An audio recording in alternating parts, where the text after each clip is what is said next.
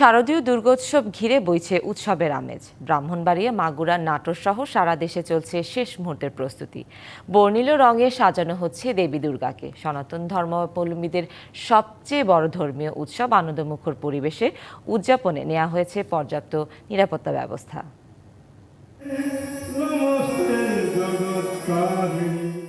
দেবী দুর্গার আগমনী বার্তায় সাত সাত রব। ব্যস্ত ব্রাহ্মণবাড়িয়ার প্রতিমা কারিগররা।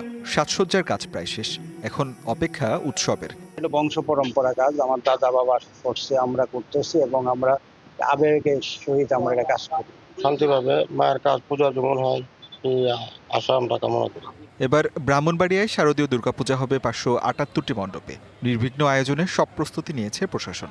প্রত্যেকটা উপজেলার প্রতিটা মণ্ডপে সিসি ক্যামেরা থেকে শুরু করে স্বাস্থ্যবিধি এবং আইন শৃঙ্খলা সংক্রান্ত যেসব ইয়েগুলো আছে, তো প্রতিটা বাহিনী প্রত্যেকটা বিষয়ে, এই পূজা সংক্রান্ত প্রতিটা বিষয়ে তারা সতর্ক থাকবে। মাগুরাতেও শেষ পর্যায়ে প্রতিমা তৈরির কাজ। এবছর জেলার 4 উপজেলায় 621টি মন্দিরে পূজা হবে। আমাদের পূজার প্রস্তুতি এখানে মোটামুটি খুবই ভালো আছে। দূর দূরান্ত থেকে বিভিন্ন ভক্ত আমাদের এখানে আসে। উৎসব নির্বিঘ্নে সিসি ক্যামেরা স্থাপন সহ নেওয়া হয়েছে সব ব্যবস্থা।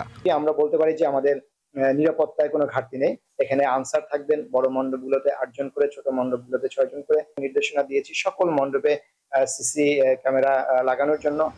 কিশোরগঞ্জের ভৈরবে দম ফেলার ফুসরত নেই প্রতিমা শিল্পীদের। শিয়া বাটার ও ভিটামিনে সমৃদ্ধ লিলি বিউটি সোপ, তারুণ্যময় উজ্জ্বল ত্বকের জন্য। রিমার্ক। এরই মধ্যে অনেক জায়গায় শেষ হয়েছে দেবী সাজানোর কাজ। প্রশাসনের পক্ষ থেকে নেওয়া হয়েছে কয়েক স্তরের নিরাপত্তা ব্যবস্থা। রাইতে দিনে ঘুম নাই, রং করতাছি। 8টা মূর্তি, 8টার মধ্যে 2টা আমরা করে লাইছি। দিনে রাইতে মনে করেন এক মনে করতেছি, ঘুম কি জিনিস আজকে 8 দিন ধরে আরাম করে দিচ্ছি।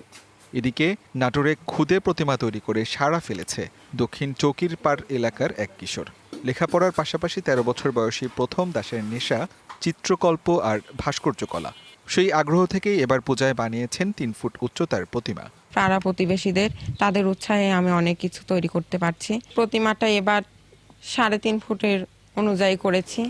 হানাহানি ভেদাভেদ ভুলে সম্প্রীতির বন্ধন সুদৃঢ় করবে দুর্গোৎসব, এমনটাই প্রত্যাশা সবার। আসিফ খান, ডিভিসি নিউজ।